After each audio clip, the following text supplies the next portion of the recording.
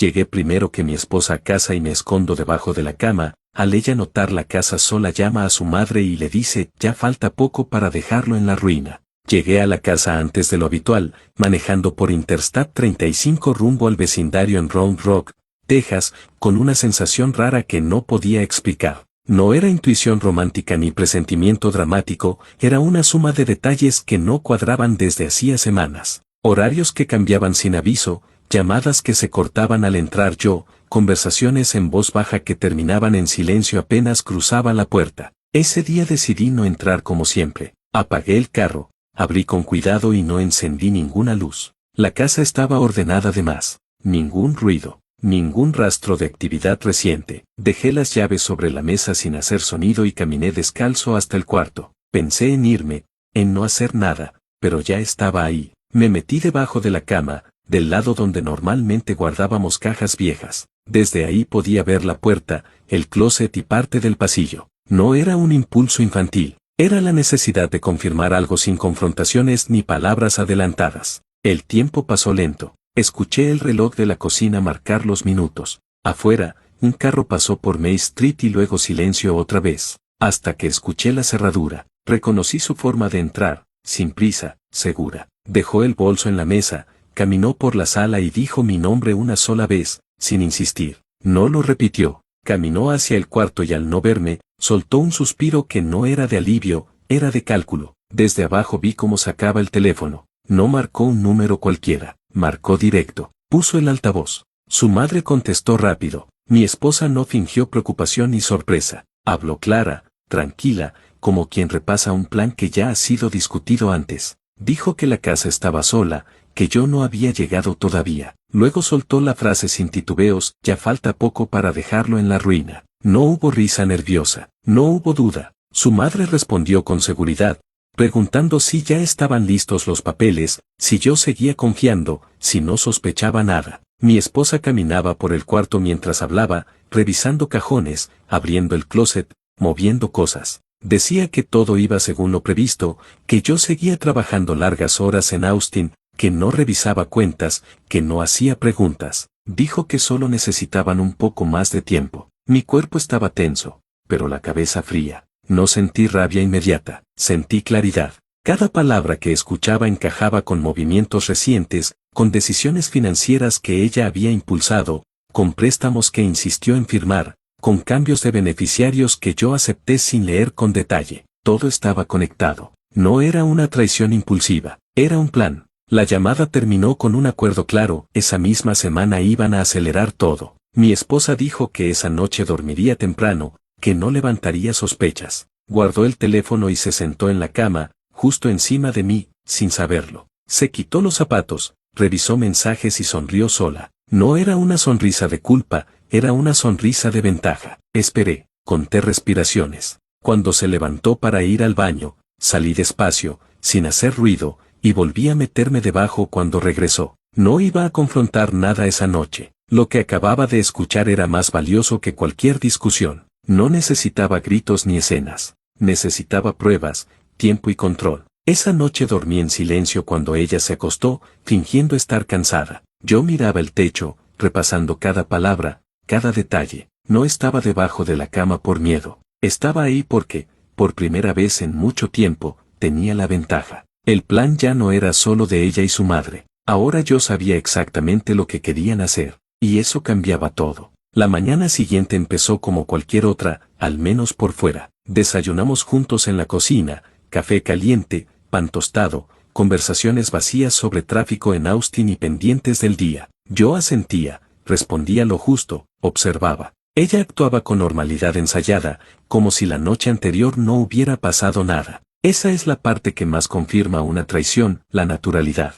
Cuando alguien puede hablar de cosas simples mientras planea arruinarte, ya no hay duda de intención. Salí de la casa como siempre, tomé el carro y manejé por State Highway 45, pero no fui al trabajo. Me estacioné cerca de un centro comercial en Pflugerville, apagué el teléfono y me quedé quieto. Tenía que pensar sin interrupciones. No era momento de reaccionar, era momento de ordenar piezas. La conversación con su madre se repetía en mi cabeza con claridad quirúrgica. Papeles, beneficiarios, tiempo, ruina. Nada de eso se improvisa. Volví a casa a media mañana, usando la excusa de un olvido. Entré sin ruido y fui directo al estudio. Abrí el archivador donde guardábamos documentos importantes. Todo estaba tal como ella había dicho por teléfono, carpetas movidas, sobres nuevos, copias que yo no recordaba haber hecho. Tomé fotos con mi teléfono, una por una, contratos, autorizaciones, estados de cuenta, nada dramático, rescisión.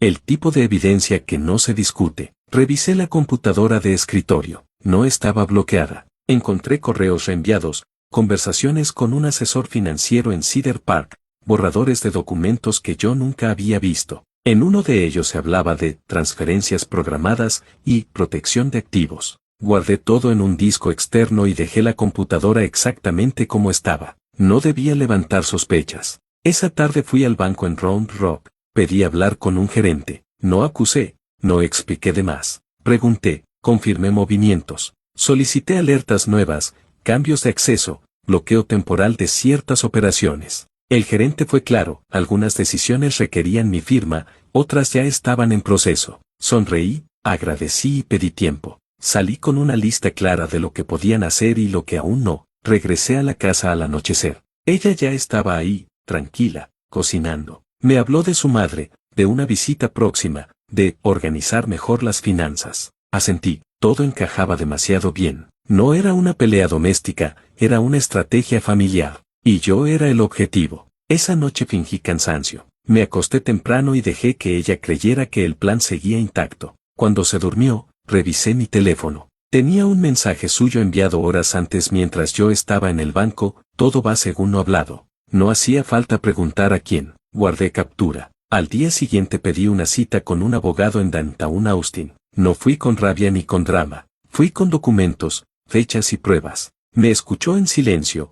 Revisó todo y fue directo. Esto no era un divorcio impulsivo ni una discusión económica, era una maniobra para vaciarme legalmente. Me explicó opciones, tiempos y consecuencias. Salí de ahí con un plan paralelo al de ellas. Volví a la rutina aparente. Trabajo, horarios largos, llamadas cortas. Dejé que pensaran que yo seguía distraído, confiado, cansado. La ventaja de quien cree que ya ganó es que baja la guardia. Yo no iba a apresurar nada. Cada día que pasaba, el margen se movía a mi favor. Por las noches, cuando ella hablaba con su madre en el patio o en el baño, yo escuchaba sin acercarme. Ya no necesitaba esconderme debajo de la cama. Lo que había descubierto allá abajo me había dado algo más fuerte que confrontación, control. Y el control, cuando se ejerce en silencio, es lo único que realmente cambia el final de una historia. Los días siguientes se convirtieron en una actuación constante. Yo salía de la casa temprano, cruzando State Highway 130 rumbo a Austin, fingiendo llamadas de trabajo y estrés normal. Ella seguía con su papel de esposa preocupada, preparando café, preguntando si llegaría tarde, sugiriendo cenas familiares. Todo era una puesta en escena. La diferencia era que ahora yo veía cada gesto con claridad matemática. Nada era casual. En el trabajo pedí ajustar mis horarios y reducir presencia física. Expliqué que necesitaba resolver asuntos personales sin entrar en detalles. Nadie cuestionó. Desde una oficina temporal cerca de Dedouman, empecé a mover piezas. Abrí una cuenta nueva a mi nombre, redirigí ingresos secundarios y dejé solo lo indispensable en las cuentas compartidas. No era huida, era contención. Cada movimiento estaba respaldado legalmente. Una tarde recibí una notificación bancaria de intento de transferencia mayor. No se completó. Sonreí. El sistema de alertas ya estaba activo. Ella aún no lo sabía. Esa noche, al llegar a casa, la encontré hablando por teléfono en el patio. No disimuló. Me miró un segundo y bajó la voz. Su madre preguntaba si todo estaba listo para la fase final. Escuché lo suficiente para confirmar que iban contrarreloj. Cené en silencio. Ella hablaba de cosas triviales, del clima en Georgetown, de una posible visita de su madre el fin de semana. Yo asentía. Cuando alguien cree que ya te tiene en la ruina, se vuelve descuidado. Esa noche volvió a revisar papeles frente a mí, como si ya no importara esconderlos. Los dejó sobre la mesa. Los leí cuando se durmió. Eran borradores de acuerdos que nunca firmé, fechas adelantadas, firmas copiadas. Todo era más grave de lo que pensé. Al día siguiente llevé copias al abogado. En Downtown Austin, revisó los documentos con calma. Me explicó algo simple, el plan de ellas dependía de mi silencio y de mi firma futura. Sin eso, todo se caía. y si intentaban avanzar sin autorización, el golpe legal sería directo contra ellas. No había discusión posible. Salí de ahí con instrucciones claras y un calendario preciso. Volví a casa como si nada. Ella estaba más relajada, demasiado. Me habló de un viaje, para despejar la mente, con su madre. Dijo que yo debería quedarme trabajando. Sonreí y acepté. Era justo lo que necesitaba, que se movieran creyendo que el camino estaba libre. Esa noche, mientras empacaba, escuché otra llamada. Su madre insistía en que no se equivocaran, que yo era confiado, que no sospechaba. Mi esposa respondió segura, diciendo que yo seguía igual, que no revisaba nada, que estaba bajo control. Anoté mentalmente cada palabra, no para discutirlas después, sino para usarlas en el momento correcto. El día que se fueron, la casa quedó en silencio. Caminé por cada habitación con calma. Revisé cajones, carpetas, computadoras. Encontré más correos, más pruebas, más confirmaciones de que no era una traición emocional, sino una operación planificada. Guardé todo, respaldé en la nube y cerré con llave. No sentí tristeza, sentí enfoque. Había pasado del shock a la ejecución. Ya no era el hombre escondido debajo de la cama escuchando planes ajenos. Ahora era el único que conocía el tablero completo. Ellas creían estar avanzando hacia mi ruina. No sabían que cada paso que daban las estaba llevando exactamente al punto donde yo necesitaba que estuvieran. Y mientras ellas viajaban convencidas de que el final estaba cerca, yo empecé a preparar el desenlace real, uno que no requería gritos ni confrontaciones, solo tiempo, documentos correctos y una puerta cerrándose en el momento exacto. La casa vacía me dio margen para moverme sin interrupciones. Cerré cortinas, apagué luces innecesarias y me senté en la mesa del comedor con todos los documentos extendidos. No había emoción en ese momento, solo cálculo. Cada papel confirmaba lo que había escuchado debajo de la cama. No era una traición impulsiva, era una emboscada financiera. Revisé fechas, firmas, montos, y tomé notas precisas. Nada quedaba al azar cuando el objetivo era dejarme en ruina. Salí rumbo a Downtown Austin temprano, evitando rutas habituales. En el camino repasé mentalmente cada conversación, cada frase de su madre, ya falta poco. Ese poco era tiempo, y el tiempo ya no jugaba a su favor. En la oficina del abogado entregué un paquete completo de pruebas. No expliqué con drama, dejé que los documentos hablaran. Él revisó con calma, marcó puntos clave y me dijo algo directo: si ellas seguían adelante, la consecuencia sería inmediata y dura. Esa tarde abrí una cuenta nueva en un banco de West Lake Hills y redirigí ingresos secundarios que aún no estaban comprometidos. No era esconder dinero, era protegerlo. Todo dentro de la ley, todo documentado. Ajusté accesos digitales, cambié autorizaciones y dejé las cuentas compartidas con lo mínimo operativo. Si intentaban mover algo, saltarían alertas. Si insistían, quedarían registradas. Volví a la casa al anochecer. Caminé por cada habitación sin prisa. En el cuarto encontré una libreta con anotaciones financieras, nombres de contactos, fechas tentativas, fotografías claras, copias seguras. Guardé todo. No dejé rastro de que había estado ahí. La ventaja no se anuncia. Los días siguientes fueron una rutina calculada. Iba al trabajo, regresaba tarde, respondía mensajes normales. Fingía cansancio. Ella llamaba desde su viaje hablando de compras, de descanso, de planes futuros. Yo asentía. Cada llamada confirmaba que seguían creyendo que el terreno estaba libre. No sospechaban que cada conversación estaba siendo registrada y fechada. Una mañana recibí un correo de un asesor financiero en Cedar Park dirigido a ella, reenviado por error a una cuenta antigua mía. Hablaban de acelerar movimientos, antes de que él despierte. Sonreí, no respondí, guardé copia y la añadí al expediente. El plan se estaba cerrando solo, con sus propias palabras. Fui al banco en Round Rock y confirmé que una transferencia grande había sido intentada y bloqueada. El gerente me miró serio. Le dije que mantuviera todo congelado hasta nuevo aviso.